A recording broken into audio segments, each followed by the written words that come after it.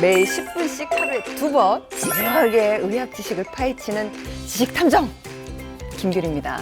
스케일링은 1년에 한 번씩 하잖아요. 근데 잇몸 치료도 1년에 한 번씩 꼭 해야 된다고 합니다. 왜 그럴까요? 궁금하시죠?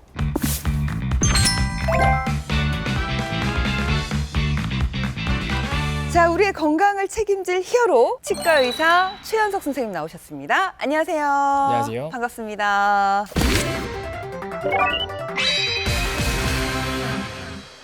잇몸에 이상은 없는 것 같은데 잇몸에서 피가 나고 약간 붓는다.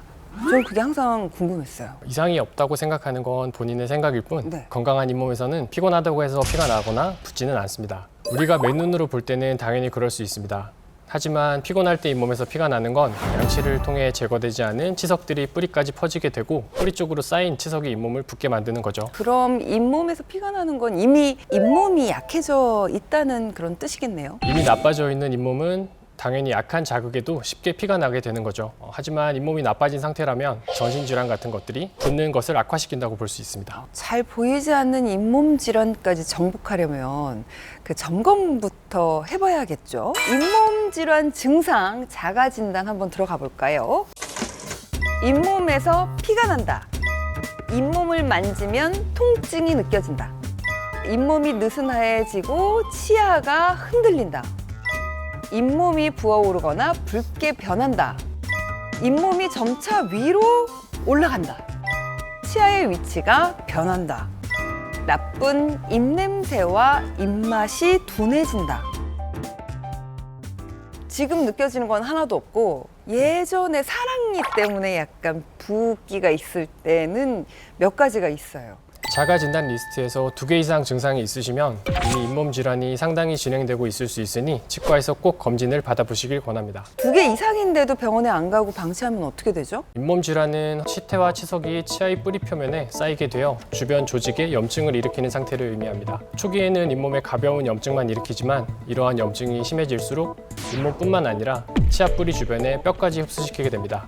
아주 심할 때는 치아 뿌리 주변의 뼈가 전부 없어지게 되고 결국은 치아가 흔들려 뽑아야 하는 상황에까지 이르게 됩니다. 잇몸 때문에 치아를 뽑아야 될 상황까지 올 수가 있나요? 사진에 보시는 환자 같은 경우도 잇몸 질환을 오래 방치해 풍치로 이어졌는데요. 결국은 치아의 위치가 이리저리 변형되고 발치까지 하게 된 경우입니다. 잇몸이 건강해야 치아도 바로 세울 수가 있겠죠? 대부분 치아 상하는 것만 생각하지 치아를 감싸고 있는 잇몸인데도 잇몸 관리를 소홀히 하는 경우가 많아요. 잇몸 질환으로 치아가 상실되고 임플란트를 하더라도 임플란트 주변으로 잇몸 질환은 또 쉽게 생길 수 있다는 사실 꼭 기억하셨으면 좋겠습니다. 보통 잇몸은 약간 좀 상처가 나도 가만히 놔두면 곧 낫겠지 이렇게 생각을 하시잖아요. 치아를 신경 쓰는 것처럼 잇몸도 1년에 한 번 챙겨주신다면 잇몸도 건강하고 치아도 더 건강히 오래 잘 쓸 수 있습니다. 여러분, 잇몸 질환 때문에 치아가 빠지는 일까지는 없어야 되잖아요. 잇몸 질환 어떻게 막을 수 있는지 좀 알아볼까요?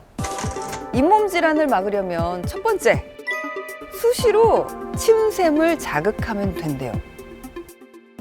잇몸 질환에 약간 침이 도움이 되나요? 입안이 건조하면 충치와 잇몸 질환이 생기기 쉬운 환경이 됩니다. 침에 들어있는 항균제가 박테리아를 죽여 충치가 생기지 않도록 해주는 거죠. 나이가 들수록 침샘도 노화하기 때문에 음식을 삼키기 전 최소 30번 이상 씹어 침 분비를 늘려주는 것이 좋습니다. 저는 약간 위가 약해가지고 한 100번을 씹으려고 노력하고 있는데 30번도 사실 이렇게 내가 의식하지 않으면 씹기 되게 어려워요.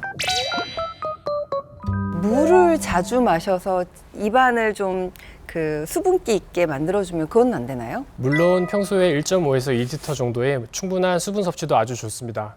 하지만 요즘같이 건조한 날씨엔 입이 마르기 쉬워 수시로 침샘을 자극해 주시는 게 잇몸 질환은 물론 입냄새 예방에도 도움이 됩니다. 그러면 음식을 씹는 것 말고도 침샘을 자극하는 방법은 뭐가 없을까요? 입안 체조법이 있는데요. 혀끝을 입술 안쪽에 대고 시계 방향으로 강하게 누르거나 혀를 움직여 입안에 침을 모으는 방법이 있습니다. 네, 그렇게 해주시면 돼요. 이렇게요? 네. 아, 이게 도움이 돼요? 아, 침샘을 자극해서 입안에 침이 고이는 걸 도와줍니다.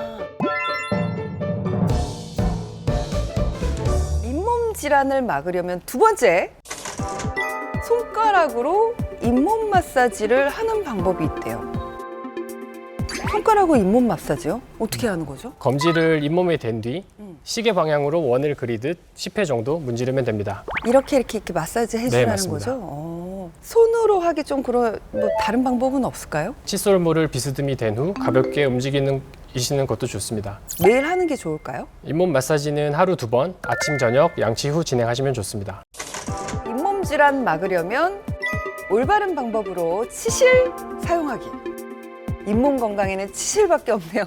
치실 이야기가 빠질 수가 없습니다. 치과에서는 주기적인 스케일링과 잇몸 치료를 병행해 주어야 하고, 가정에서는 칫솔뿐만 아니라 시간 칫솔과 치실로 함께 관리해야 잇몸 질환을 막을 수 있습니다. 칫솔은 치아 표면을 닦을 뿐 치아와 치아 사이까지 모두 닦을 수는 없습니다. 도구마다 닦이는 부위가 다르므로 치아와 치아 사이를 닦기 위해서는 치실을 꼭 사용해야 합니다. 치실을 너무 많이 사용하면 이와 이 사이가 좀 벌어진다는 말도 있는데 어떤가요? 그렇지 않습니다. 치실을 사용하지 않았을 때 음식물이 낀 채로 방치가 되면 잇몸 질환이 심해질 수 있고 잇몸이 내려가게 되어 치아 사이가 벌어져 보일 수 있는 겁니다. 치실 자체가 치아 사이를 벌어지게 한다는 것은 잘못된 상식이랍니다. 완전히 반대로 알고 있었어요, 저는. 네, 왠지 이렇게 하면은 잘못될 것 같아가지고.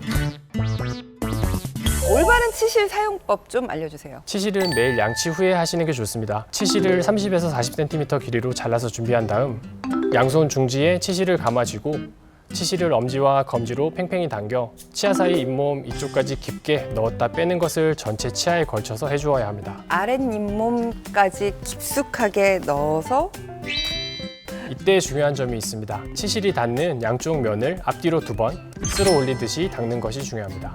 닿는 면도 치실로 닦아줘야 되나요? 올바른 치실 방법은 반드시 치실을 잇몸 깊숙이 넣어서 치아와 치아 사이는 물론 닿는 면까지 제대로 닦아야 한다는 것 꼭 기억하시고 실천하시면 좋겠습니다.